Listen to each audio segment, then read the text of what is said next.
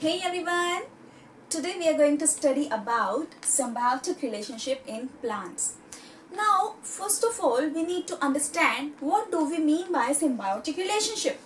Symbiotic means mutual association. Mutual association between two.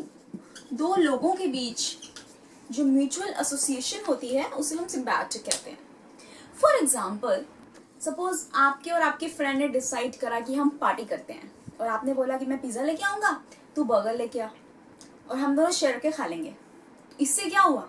आप pizza लेके गए, आपका फ्रेंड बर्गर लेके आया, लेकिन खाया दोनों ने वो चीज. तो इससे क्या हो रहा है? दोनों को फायदा हो रहा है, दोनों को बेनिफिट हो रहा है. This is known as mutual association. Another example, बहुत साल पहले जब पैसे नहीं होते थे, रुपीज नहीं होते थे, तो लोग चीजें कैसे खरीदते थे? सपोज मैं 5000 साल पीछे चली आती हूँ, तो वहां पे पैसे वैसे कुछ नहीं चलता था. तो मुझे सपोज घर में खाना बनाना है, मुझे चाहिए दाल चाहिए और मेरे घर में आटा बहुत सारा पड़ा है. तो मैं क्या करूंगी? आटा लेके जाऊंगी और इंसान को, जो भी आपका जो भी इंसान में अवेलेबल होगा, उसको बोलूंगी कि भैया आटा ले लो, थोड़ी दाल दे दो, मेरा काम बन जाएगा, उसका भी काम बन जाएगा. This is known as mutual association. इससे क्या हो रहा है कि दोनों पार्टीज को बेनिफिट हो रहा है. ये नहीं कि सिर्फ मुझे बेनिफिट हो रहा है, उसको भी बेनिफिट हो रहा है, आप और आपके फ्रेंड दोनों को बेनिफिट हुआ था. तो म्यूचुअल एसोसिएशन मीन्स कि दो लोगों के को बेनिफिट हो रहा है. अब how it is in plants. There is example in plants, leguminous plant and rhizobium bacteria. लेग्यूमिनस plant and rhizobium. Now what they do?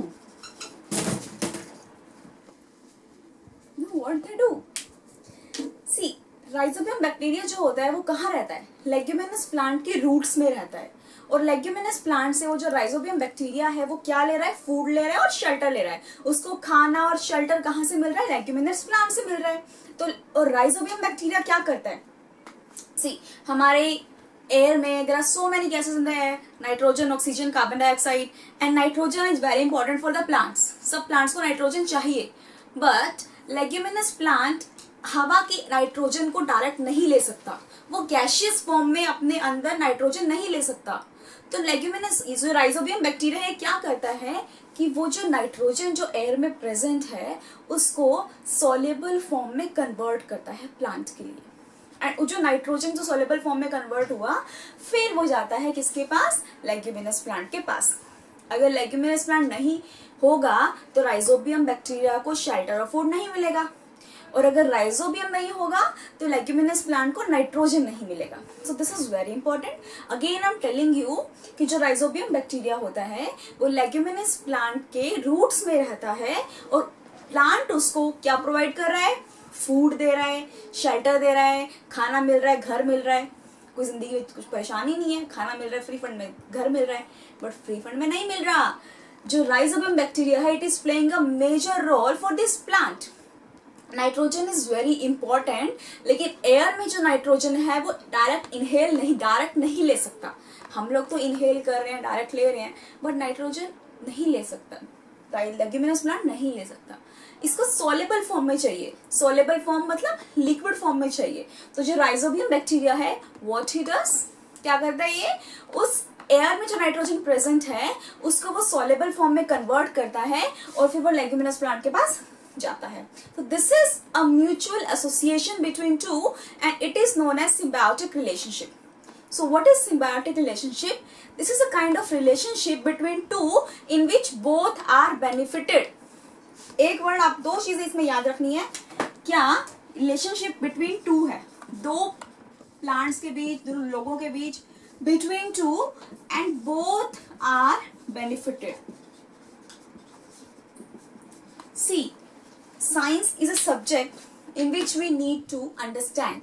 ये नहीं है कि आप पूरी डेफिनेशन आप लर्न कर रहे हो. बहुत लंबी डेफिनेशंस होती है, you don't need to learn them. जैसे आपको दो वर्ड्स याद रखने हैं, between two and both are benefited. So it is a relationship between two in which both are benefited. Example, leguminous plant and rhizobium bacteria. And how they are important, I have told you.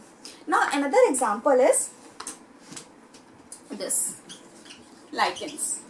Now what happens? This was the first example. This is a second example, lichens.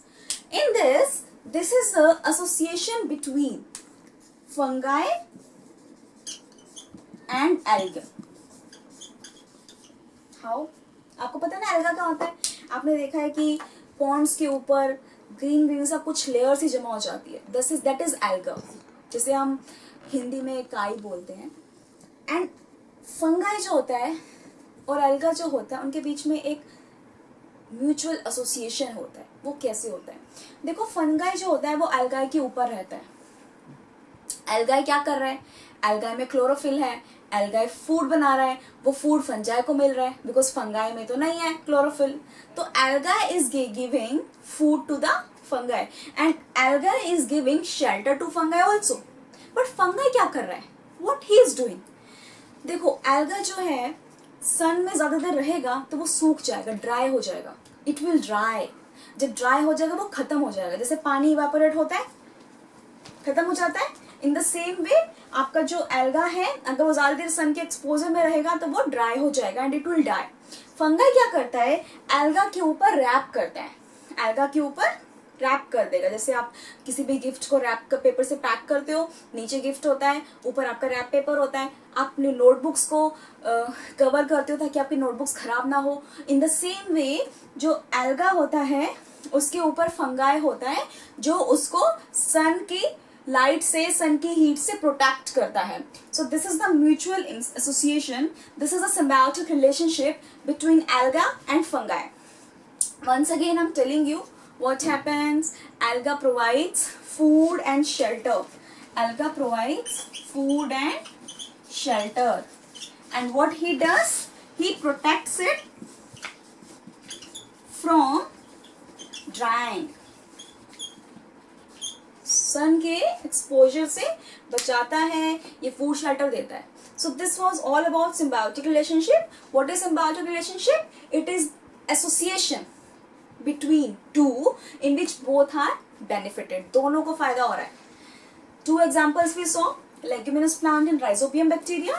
Leguminous plant provide food and shelter to rhizobium bacteria, and rhizobium bacteria give nitrogen to leguminous plant. In lichens, alga gives food and shelter to fungi, and fungi protects it from drying. So that was all about the heterotrophic plants. I hope you liked my video. Thank you so much. We'll see you in the next video.